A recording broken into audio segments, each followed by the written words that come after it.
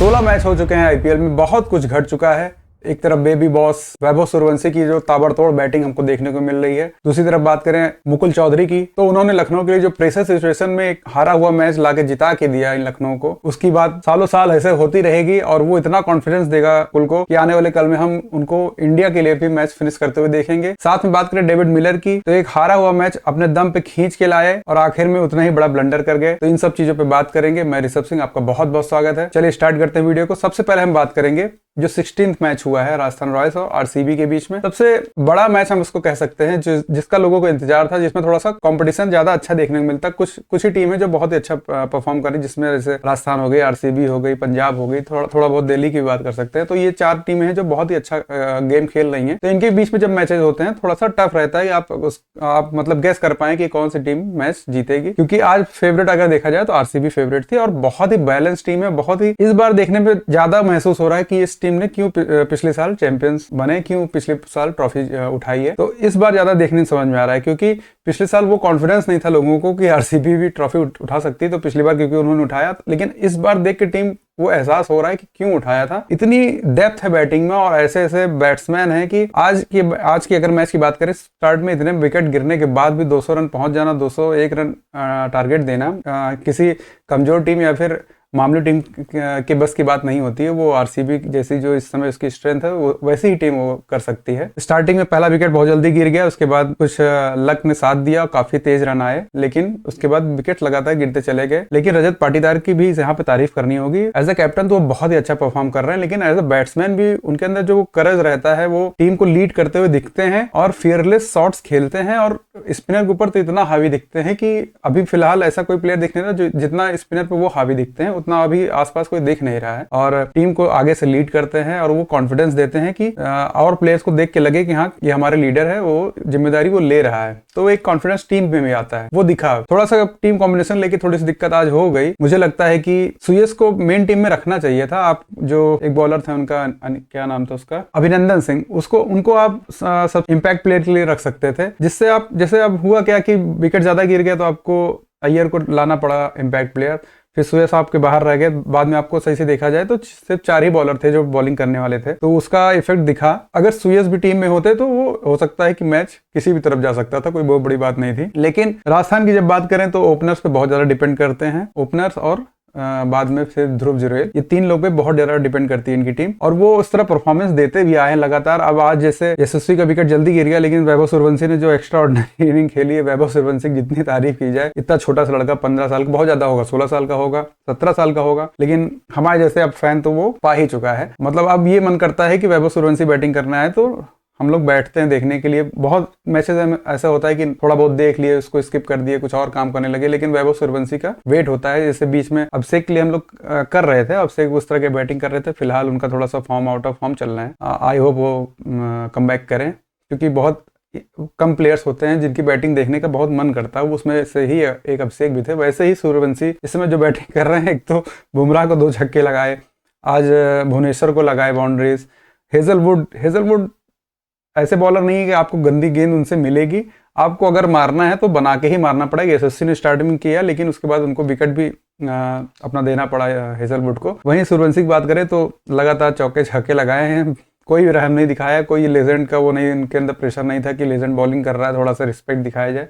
जितनी देर खड़े थे सबको मारा है, लाइन से मारा है, और बड़ा ही सपने जैसा ये है। अभी इसका एहसास हम लोग को उतना नहीं है जितना आने वाले कल में होगा कि एक 15-16 साल का लड़का क्या कर रहा था और हम उसको देख रहे थे, हम उसके आई विटनेस थे। तो एक तरीके से देखा जाए तो एक हिस्ट्री इस समय चल रही है जो हम देख रहे हैं। तो बहुत ही लकी हैं हम लोग जो वैभव सूर्यवंशी की इस तरह की बैटिंग को देख पा रहे हैं। दूसरी तरफ ध्रुव जुरेल ने बहुत ही एक्स्ट्राऑर्डिनरी इनिंग खेली है। कुछ प्लेयर्स होते हैं गॉड गिफ्टेड होते हैं जिनके बारे में बहुत बात होती है, लेकिन ध्रुव जुरेल जैसे प्लेयर्स होते हैं जो बड़ा फाइट करते हुए दिखते हैं टीम के लिए, वो इनिंग आज उन्होंने खेली है। अगर उनका विकेट गिर जाता तो मुझे लगता है राजस्थान फिर संभालना बड़ा मुश्किल था। हालांकि फरेरा भी बचे थे, फरेरा को अभी ट्राई नहीं कर पाए राजस्थान, और बैटिंग ऑर्डर में थोड़ा सा मुझे लगता है चेंजेस करने की जरूरत है। फरेरा को थोड़ा चांसेस देना चाहिए, बहुत ही टैलेंटेड बैट्समैन है, अभी उनको हम लोगों ने उतना देखा नहीं है, लेकिन अफ्रीका के लिए उन्होंने बहुत ही बढ़िया बैटिंग की है, तो उनको थोड़ा चांसेस मिलना चाहिए मुझे लगता है। और रियान पराग बहुत ही अच्छी कैप्टेंसी बहुत अच्छी करते हैं, लेकिन कभी कभी ओवर कॉन्फिडेंस में थोड़ी बहुत गलतियां कर जाते हैं, जैसे हार्दिक पांड्या हमको कभी कभी देखने को मिलती है। बहुत ही समझदार प्लेयर हैं, बहुत ही बढ़िया कैप्टेंसी करते हैं, दोनों लोग की बात करा जाए, लेकिन कभी कभी ओवर कॉन्फिडेंस में थोड़ी थोड़ी गलतियां करते हैं। आज जैसे आर्चर का एक ओवर बचा रह गया, नंद्रे बर्गर का एक ओवर बचा रह गया, तो वो ठीक है, आप अपने प्लेयर्स को कॉन्फिडेंस देना चाह रहे हैं, लेकिन ऐसे प्रेशर सिचुएशन में अगर आप जो प्लेयर्स को आपने पैसा लेके खरीदा गया है, उनके ऊपर इतना इन्वेस्ट किया गया है, उनके पास वो टैलेंट है, तो उसको यूज करना थोड़ा समझदारी होता है। वो मुझे लगता है दोनों बॉलर्स को ओवर कराना चाहिए था वहां पे लास्ट में, जिसकी वजह से थोड़ा एक्स्ट्रा रन बाद में बने, काफी सम्मानजनक स्कोर बन गया था। अगर थोड़ा बहुत भी चूक हो जाता, अगर वो वैभव सूर्यवंशी वो एक्स्ट्रा ऑर्डिनरी इनिंग नहीं खेले होते तो मुश्किल हो सकता था राजस्थान के लिए। वो वहीं पे ध्रुव जुरैल ने भी बहुत ही बढ़िया इनिंग खेली, और जडेजा की बात करें तो वो सिचुएशन जडेजा की बैटिंग के लिए ही थी, आपको आराम आराम से वो मैच निकालना था, वो उन्होंने किया। हेटमायर विकेट फेंक के गए, कैप्टन रियान पराग विकेट फेंक के गए, जहां उसकी कोई जरूरत नहीं थी। थोड़ा सा सेंसिबल अगर खेलते तो थोड़ा बहुत भी जो प्रेशर बीच में आया राजस्थान के ऊपर वो ना आता। और आज के मैच की बात की जाए तो आरसीबी बहुत ही ज्यादा फेवरेट थी और दबाव राजस्थान के ऊपर होना चाहिए था, लेकिन आजकल के जो यंगस्टर आ रहे हैं उनके ऊपर कोई दबाव दिखता नहीं है। वो मैच का प्रेशर बिल्कुल लेना ही नहीं चाहते और न लेते हैं, और फेयरलेस खेलते हैं, वो दिखाई देता है, उसका फायदा भी मिलता है। तो नेक्स्ट जनरेशन है, सबकी अपनी अपनी क्वालिटी होती है, तो ये जेन जी और जेन अल्फा है, इनको प्रेशर नहीं लेते हैं, वो अच्छी बात है, और उसका उनको फायदा होता है दिखता है, हम लोग एंजॉय करते हैं सब चीजें। साथ ही में हम लोग को मुकुल चौधरी की भी बात कर लेनी चाहिए, जो एक्स्ट्रा ऑर्डिनरी इनिंग खेली है उसने, और लखनऊ को एक हारा हुआ मैच जिता के दिया। कोई बैट्समैन नहीं बचा था, सामने आवेश खान खड़े थे, और वो स्ट्रेंथ 21 साल के लड़के में दिखना। देखो वैभव सूर्यवंशी ओपन कर रहे हैं, आपको एक नई बॉल मिलती है, फ्लो रहता है और बॉल अच्छे से आती है बैट पे, प्रेशर नहीं रहता है। प्रेशर मतलब एक होता है, ओपनर का विकेट जल्दी जाने के चांसेस भी रहते हैं, लेकिन एक चांसेस रन आने के भी ज्यादा रहते हैं।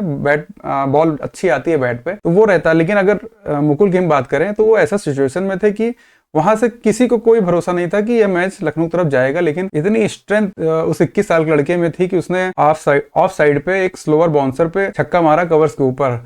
बहुत ही कम बैट्समैन आपको दिखेंगे जो ये कर सकते हैं, और लास्ट में जो 6 मारा है वो ऑफ पे, वो तो उसकी कोई बात ही नहीं है। मुकुल चौधरी को बहुत ही कॉन्फिडेंस देगा ये इनिंग, और लखनऊ को भी बहुत कॉन्फिडेंस देगा, उनकी बैटिंग लाइनअप के लिए बहुत कॉन्फिडेंस मिलेगा। ऋषभ पंत बहुत फंसते हुए दिख रहे हैं, और वो उनकी इनिंग से क्या होता है कि फ्लो रुकता हुआ दिखता है लखनऊ की बैटिंग का। वो क्योंकि वो उनके रन्स आए नहीं है, तो वो उस प्रेशर में है कि थोड़ा सा वो रन बनाने के चक्कर में स्लो हो जाते हैं, वो जिससे इनिंग फंस जाती है। T20 में अब वो गेम रह नहीं गया है बिल्कुल कि आप बीच में थोड़ा सा स्लो खेल जाएंगे 100 के स्ट्राइक रेट से, तो वो वाला गेम अब रह नहीं गया, वो टीम को पीछे ढकेलती है। तो मुझे लगता है ऋषभ पंत को अपना थोड़ा बैटिंग ऑर्डर के बारे में सोचना चाहिए। नहीं रन आ रहे हैं, एक्सेप्ट करना चाहिए, दिक्कतें जो है उसको एक्सेप्ट करने से फिर उसको आप सॉल्व कर सकते हैं। बहुत ज्यादा उससे जूझने की जरूरत नहीं है, उससे टीम को नुकसान होता है। और कैप्टनसी ऋषभ पंत की बहुत अच्छी हो रही है, उसमें कोई दो राय नहीं है। और टेस्ट की जब भी बात होगी तो अभी तक इंडिया के सर्वश्रेष्ठ बैट्समैन मुझे लगते हैं टेस्ट के ऋषभ पंत, लेकिन T20 में उनका थोड़ा सा पता नहीं क्यों क्या है दिक्कत है, वो फंसते हुए दिखते हैं। तो अब मुकुल की जो नीचे रन आ गए हैं तो उससे थोड़ा सा कॉन्फिडेंस लखनऊ बैटिंग ऑर्डर को मिलेगा, और ओपनर जो विकेट फेंक के जा रहे हैं वो थोड़ा सा अगर सेंसिबल खेल जाएंगे तो काफी बैलेंस टीम दिखती है लखनऊ। और लखनऊ की ऐसी टीम है जिससे जो बॉलर्स हैं, मेरा सबसे ज्यादा ध्यान जो रहता है आईपीएल में, वो क्योंकि बैट्समैन तो आईपीएल हमेशा प्रोड्यूस करता है, मेरा जो फोकस रहता है थोड़ा सा बॉलर के लिए रहता है कि कोई बॉलर मिल जाए जो इंडिया के लिए खेल सके अच्छी तरीके से। जैसे बुमराह हो गए, हार्दिक पांड्या ने बहुत सुधार किया बॉलिंग में, अब उनको मार पड़ते हुए बहुत रेयर दिखते हैं। अभी राजस्थान से ही जो मैच था उसमें सारे प्लेयर जो बॉलर थे उनको मार पड़ी, लेकिन हार्दिक पांड्या ने बहुत अच्छा ओवर फेंका, तो मुझे तो लगता है 3rd ओवर में उनको फेंकना चाहिए। लेकिन जब आपकी टीम में बुमराह रहेंगे तो बहुत ही रेयर होगा कि ज्यादा ओवर उन्हीं को मिलेगा, वो सही भी है। लेकिन हार्दिक पांड्या भी बहुत अच्छी बॉलिंग कर रहे हैं। तो उस तरह अगर बात किया जाए, लखनऊ में ऐसे ऐसे बॉलर्स हैं जो लगता है कि इंडिया खेल सकते हैं। जैसे प्रिंस ने बहुत अच्छी बॉलिंग की है, मोहसिन इतनी अच्छी बॉलिंग करते हैं, एक मैच खेले उसके बाद बाहर बैठे हैं, चोटिल रहते हैं हमेशा। तो पिछले सीजन में भी यही था, बहुत जब भी बॉलिंग करते हैं बहुत अच्छी करते हैं, लेकिन चोटिल हमेशा रहते हैं। तो उनकी अब फिर उनको डिस्कस करना ही आदमी बंद कर देगा, क्योंकि जब आप रिलायबल ही नहीं रहेंगे, आपकी बॉडी उस तरह के रिएक्ट ही नहीं कर रही है कि आप लगातार खेल पाए, तो वो आपको फिर कंसिडर भी नहीं किया जाएगा। वहीं मयंक यादव भी बैठे हैं बेंच पे, क्या दिक्कत है, कुछ है उनको चोटिल, वो भी है। तो इस तरह के अगर आपको दिक्कतें लगातार रहेंगी, आप उसको रेक्टिफाई नहीं करेंगे, तो फिर बहुत कम चांसेस आपके धीरे धीरे कम ही होते जाएंगे इंडिया टीम के लिए। तो बॉलर्स बहुत हैं, लेकिन यही है कि चोट बहुत ज्यादा दिक्कत कर रही है बॉलर्स को, और फिर वो आखिर में बहुत ज्यादा आपको उसके लिए कीमत चुकानी पड़ेगी। आपको मतलब सिलेक्शन से भी हो सकता, मतलब आप सिलेक्शन से भी दूर हो सकते हैं इंडियन टीम के। दूसरी तरफ बात करें गुजरात टाइटंस में अशोक शर्मा 150 हिट करते हैं, बहुत अच्छी स्पीड है। थोड़ी सी पिछले मैच में मार पड़ी है, लेकिन बाकी बॉलिंग अच्छी की है। थोड़ा सा अगर उनको गाइडेंस अच्छा मिल जाएगा तो 150-55 हिट करने वाले बहुत कम बॉलर होते हैं और एक अलग इंपैक्ट होता है उनका। मुझे तो लगता है कोलकाता को भी उमरान मलिक को ट्राई कर लेना चाहिए। जब आपकी बॉलिंग कुछ अच्छी हो नहीं रही है, बहुत कुछ खास कर नहीं रही है, तो एक पेस जो होता है वो थोड़ा कभी कभी इम्पैक्ट कर जाता है। हम याद है साकिब को उन्होंने ओवर किया था, साकिब काफी डर डर के खेल रहे थे। तो वो कुछ प्लेयर्स होंगे जिनको वो परेशान करेंगे, वो पेस परेशान करेगी। पेस का एक अलग अपना एक अलग रुतबा होता है। तो उमरान मलिक को मुझे लगता है कोलकाता को ट्राई कर लेना चाहिए। वैसे ही अशोक शर्मा भी अगर उनको अच्छे से ग्रूम किया जाए तो इंडिया के लिए अच्छे बॉलर हो सकते हैं। बाकी कई यंगस्टर अभी परफॉर्म कर रहे हैं। अभी पूरा सीरीज बची है, पूरा सेशन बचा है आईपीएल का, तो कुछ नए नए प्लेयर्स इमर्ज करेंगे। मैं बहुत चाहता हूं कि बॉलर कोई बहुत बढ़िया आ जाए, और क्योंकि बहुत दिन हो गए हैं, बुमराह एक मुझे लगता है फाइंडिंग है आईपीएल की एज अ बॉलर। उस तरह के अगर और भी बॉलर्स आ जाएं, फास्ट में बात कर रहा हूँ। हालांकि अभी देखा जाए फिलहाल में तो शमी सबसे अच्छा परफॉर्म कर रहे हैं। सीम पोजीशन उनकी वैसी ही है, दोनों तरफ स्विंग हो रही है और लीथल यॉर्कर भी है उनके पास, स्लोअर भी इंक्लूड कर लिया। तो अभी तो मुझे लगता है सबसे ज्यादा जो बेस्ट चॉइस है आने वाले ओडीआई वर्ल्ड कप के लिए, वो मुझे अभी भी बुमराह के साथ सामी ही लग रहे हैं। वो पिछले वर्ल्ड कप में उनकी बॉलिंग सबको याद है, क्या बॉलिंग की थी। सामी को चांस मुझे लगता है एक बार देना चाहिए सीरीज, कुछ सीरीज में अगर परफॉर्म अच्छा करेंगे तो उनको कंटिन्यू कर सकते हैं, क्योंकि उन्होंने मेहनत की है, फिजिकली भी फिट लग रहे हैं, रनिंग कर रहे हैं, अच्छा कैचेस ले रहे हैं, तो थोड़ी बहुत बैटिंग कर सकते हैं, तो वो भी फायदा मिल सकता है। तो सामी को मुझे लगता है ट्राई करना चाहिए। तो ये सब चल रहा है आईपीएल में, बहुत ही बढ़िया कुछ मैचेस अभी फिलहाल में हुए हैं। डेविड मिलर की भी बात कर लेते हैं। डेविड मिलर तो हारा हुआ मैच पूरा जिता के ले आए, लेकिन आखिर में साउथ अफ्रीकन ब्लड है, वो एक ब्लंडर हो जाता है। उनसे सिंगल ले लिए होते तो मैच टाई था, उसके बाद हार ज्यादा क्या होता, ड्रॉ हो जाता या आप जीत जाते।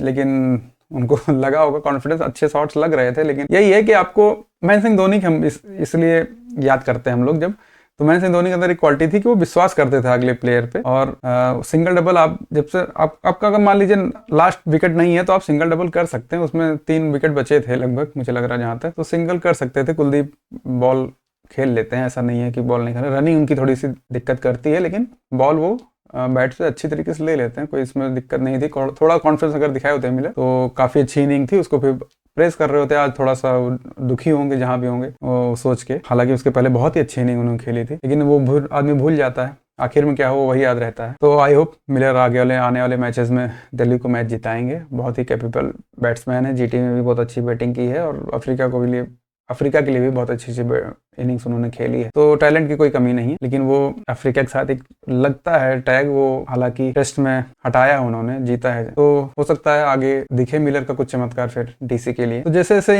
आईपीएल चलता रहेगा, नए नए प्लेयर भी हमको मिलते रहेंगे, नए नए यंगस्टर जो परफॉर्म करेंगे, नए नए स्टार हमको मिलते रहेंगे। बॉलर के थोड़ा सा यही है कि बॉलर कोई अच्छा खासा दिख जाए। अभी तो कोई बैट्समैन है जो मैच जिताते चले आ रहे हैं, कोई बॉलर भी हो यंगस्टर जो लास्ट में मैच जीता है अपनी टीम को, तो वो काफ़ी अच्छा रहेगा देखने के लिए। और मिलते रहेंगे हम लोग, बात करते रहेंगे आईपीएल के बारे में। अगर आपको वीडियो अच्छी लग रही हैं तो आप सब्सक्राइब करिए, कमेंट करिए और दोस्तों को भी शेयर करिए। जैसा कुछ लग रहा हो बताइए। फिर मिलते हैं अगले वीडियो में, तब तक अपना ध्यान रखिए, अपना ध्यान रखिए। आपका दिन शुभ हो।